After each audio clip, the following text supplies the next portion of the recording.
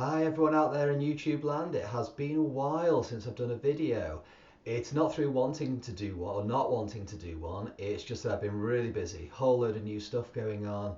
New band projects, new teaching projects, working for new places, all kinds of stuff happening. But I wanted to talk briefly to you about something that's been going on with my live gear. Now, I've not really done any reviews of my PA stuff before. Just to give you a bit of history, I used to gig maybe 20 years ago. So I started when I was kind of 18 or so. And then it was kind of PV Hi-Sys 2s and massive speakers, and everything weighed an absolute ton. You'd carry the power amp in, you'd carry a mixer in, you'd carry the speakers in with subs, you'd have poles, all sorts of stuff. I had a big break while I was doing university lecturing and I was doing touring and all this kind of stuff. And then that was someone else's problem. I didn't have to deal with it. Then with COVID, I came back local. I decided I would start gigging again, just doing local gigs, because I do enjoy playing live and it's kind of part of who we are as musicians.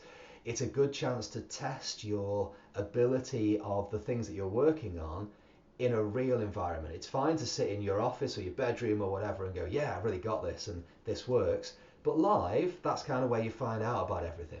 So I started doing it again and I thought, I am not going back to those speakers.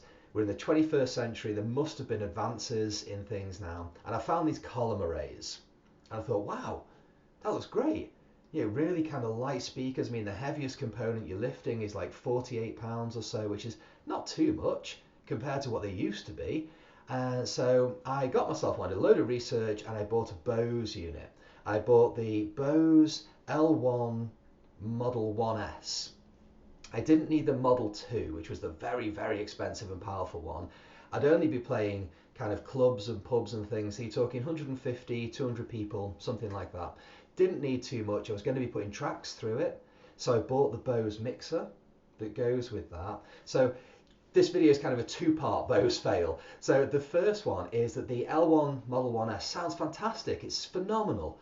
So much clearer than any of the speakers I've had in the past without going to really high levels of speakers. And then you've got weight, you bring in mixing desks, you bring in all sorts of things. I don't use a monitor with this. It just stands behind, well, slightly to the side or behind me. The 180-degree dispersion fills the room, sounds brilliant. And it's very light, it's modular. So I've got the two bass bins with it, so I carry those one in each hand. They're about 20 pounds each, which is nothing.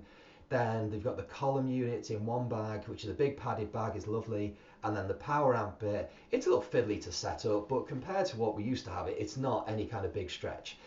Then it sounds great, and you put it through this Bose ToneMatch mixer, which really does bring it all together, and that's brilliant. The vocals are so clear.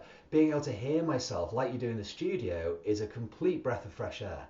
Hearing the guitar clearly mixed in the tracks and everything sounds just great. The backing tracks sound brilliant. When you use it with a band, you cut through. It's all good. The problem I had is the ToneMatch started to overheat and play up. So I bought all this stuff from ToneMan. So I contacted ToneMan. They had it back under warranty off me. I've had it only a year, so they had it back under warranty. It was a 12-week turnaround, which is a long time to go. I had an auxiliary mixer that I used to use 20 years ago, really cheap Behringer sort of 2-track Euro Live mixer, so 4 channel, and that it didn't sound as good, but it was workable. Eventually got this thing back from ToneMan, plugged it in to check it at home, same problem still there, this digital kind of noise every now and then, so just a pain in the...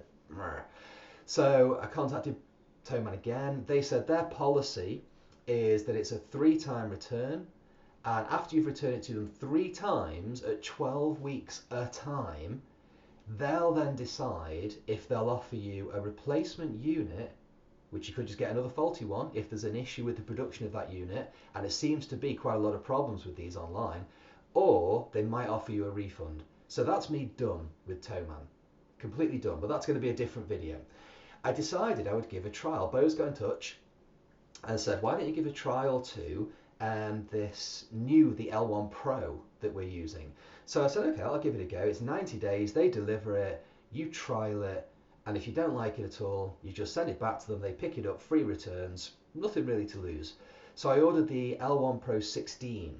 So my Model 1S is 12 speakers in the column, stacked like this, which disperse. This is 16 speakers It's a significant upgrade in power. So the L1S is hovering around 500 watts, somewhere like that. Someone will correct me, but it's not a huge amount, but it pushes, it's plenty.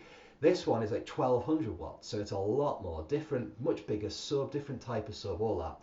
So it arrived, and I got the main bass unit out. It's a bass unit now, and the pole comes out at the top instead of being separate bass bins. So that's fine. Less to carry, always good. Got it out, and that was like, it's okay, but it was very plasticky. It was like the surround. I'm looking at my monitor now, and I've got one of these eye care monitors because I do a lot of work on the laptop, on the computer, and it's one of these ones that's good for your eyes, but it's not super, it's not like looking at an Apple one where it's all chromy and everything. It's just black matte plastic. That's what this was, and I got it out and I thought, oh, okay, fair enough, you know, no one else is going to really see this. It doesn't matter, you know, on stage it's always, no one can see what you're using. They can see a speaker, but they're not like right up close to it. They shouldn't be, hopefully. Then I got the pole pieces out, and they were very light, and I thought, well, there's more speakers in this. How can this be lighter than my old one, which has 12 speakers? Then I thought, Bruce, technology, they've been super clever, they've done something. Yeah, what they've done is use just the cheapest, thinnest type of, I presume it's aluminium or something, that you can possibly get. So this stuff will flex. You know, I don't have like Hulk grip or anything. I can't crush golf balls in my hand. But I picked this up and I thought, oh, I'm not convinced on that. Then they've got the spacer unit. So you have the bass bin, the spacer unit, and then the column with all the speakers in sits on top. Okay. The spacer unit is made of the nastiest plastic you can possibly imagine. When you get in a really nice car, high-end BMW or something like that, there's still plastic elements, but the plastic is really good quality. It's really nice. When you get in a really super cheap car, today I actually have a courtesy car from the garage because our car's having some work done, and it's the cheapest Kia that they sell. Now it's perfectly fine, nothing wrong with the car for going from A to B, school drop off, whatever, it's all good. But the plastic in it is just awful, and it's the plastic this Bose thing was made out of, and I thought, well, I could just snap this. I could literally just rip this apart. Again, no Hulkism. I don't go green at any point and rip my shirt off and go running around. Apart from curries and beer, maybe. But it's so cheap and awful. Then, on the L1 Model 1S that I have, where the spacer goes up and then the top speaker connects in, there's kind of a metal shiv that pops in, and the connectors are all recessed so you can't see them where they click together. So fine, no problem. This one, the connectors are sticking out, and it looks like the kind of connectors that I remember when computers first came to the mainstream in kind of the early 90s, late 80s, early 90s. Those sort of PCB board connectors, the really cheap white plastic that do this, and they're sticking out, and they're completely exposed. And I thought, you can't have this. This is ridiculous. Where do Bose think this is going to be used? So I'm a gigging musician, so I'm in pubs, I'm in clubs, I'm in social clubs, I'm at private events and things, and you are getting people coming up to you sometimes. There's liquid around, people are going to be touching your stuff sometimes, you know, hopefully not all the time, but they're not what you'd call sterile environments. You know, they're environments with risk and elements of risk. So I thought, God, you can't have that. You can't have these things exposed around. So I thought, okay, set it up, stop whinging, set it up. Put this thing in, the cheap plastic thing goes into the bass bin.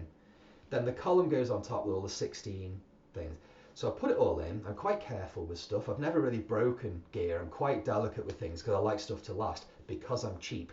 But I put this in, put the top pole in, and there's kind of a little gap around where I can see light through from the window in the living room just where I was setting it up. And I thought, oh, I've not clicked it in properly. So I got hold of the top and a little bit of downward pressure. Nope, it's in properly.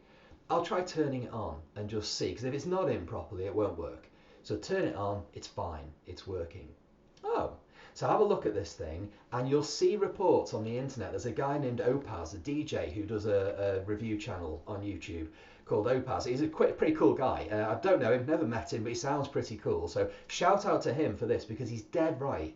When you've got the bass bin here, and you've got the pole on top, the wobble, utterly unacceptable. Utterly and completely unacceptable. Now, forget all of the stuff of someone's going to lean on this and it's going to go. The vibrations are going to make it go. If you do an outdoor event, the wind is going to really worry you with this thing. Forget all of that. My immediate thought that no one has mentioned in reviews for this, public liability insurance. So you go out and gig anywhere with the public around, you have to have liability insurance. Now, I would not want to take this thing out and risk it toppling off and smashing someone on the head from 6 foot up on a stage or something like that. Your insurer, you're going to have a big argument with the insurance because they're going to look and go, that's not safe. If you put poles up, the tripod poles that a lot of people traditionally use, if you put a speaker on top of that and it had a 30 odd degree wobble, there's no way you'd use it. And yet this thing is supposed to be acceptable and it's supposed to be premium and it's really expensive. I'll come to the price in a minute, but you probably already know if you're watching this. So I thought, okay, I'm not happy about all this. Let's just check the sound out. Maybe the sound is so good, it's such an improvement over the old model that I'm going to have to find a way to live with this. I turned it on, there's nothing plugged into it, and the volume is down, and there's a whistle. There's a high-pitched whistle, somewhere in the upper kind of kilohertz range. It's definitely nothing to do with the bass bin, it's with the top speakers.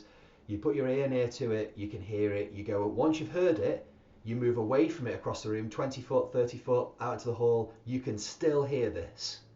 So I thought, right, that's it. So I took the whole unit apart, packed it all back up, phoned Bose there and then. This had been in my house for 1 hour, this thing.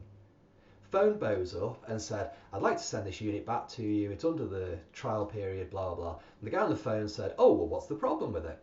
So I went through all the list that I've just given you, all the stuff. And you know what Bose said? They're so concerned about this premium unit and their public image and customer service and all this stuff. The guy on the phone said, oh, right, I'll just put it down as not working out of the box. No, it's not working out of the box. It's crap. It's crap quality. It's crap design. It's designed by people who don't go out and gig. It's badly done, it's badly conceived, it's just crap is the problem with it. Now, I don't mind if you disagree, it's no problem at all to me, no skin off my nose, it's gone back, I'm not dealing with it. My Model L1 Model 1S sounds a ton better. I've had the Evox JMix 8, that didn't sound better, didn't sound anything like as good as the Bose units do, but it's so much more robust. I took that into a gig in the middle of a pub in Liverpool on the day that Liverpool had just won some big, Liverpool Football Club had just won some big thing. It was a rowdy place. There were lots of people all over the place. The speaker was getting bumped because the stage was not really, it wasn't a stage, it was just an area, but I was underneath a flat screen TV doing things. But that stood up to it and I was completely confident in that with the pole and the thing on top. Honestly, I would not have trusted the Bose there. I'd have been completely paranoid all night, and the sound quality out of this hissing going through, this high-pitched noise, completely unacceptable. So, sorry to rant, and I haven't put pictures in of me assembling the unit and disassembling the unit. Go look it up online if you want to, and I'm not putting sound clips up because you know my policy with that kind of stuff on YouTube, although I am going to do something interesting coming up shortly. But I'm going to do another video about why I'm done with ToneMatch, and I'm going to do a video about the Bose problems with the ToneMatch mixer. So if you have any comments, feel free to leave them down below. If they're nice, I'll get back to you. If they're not nice, I'll probably just ignore you.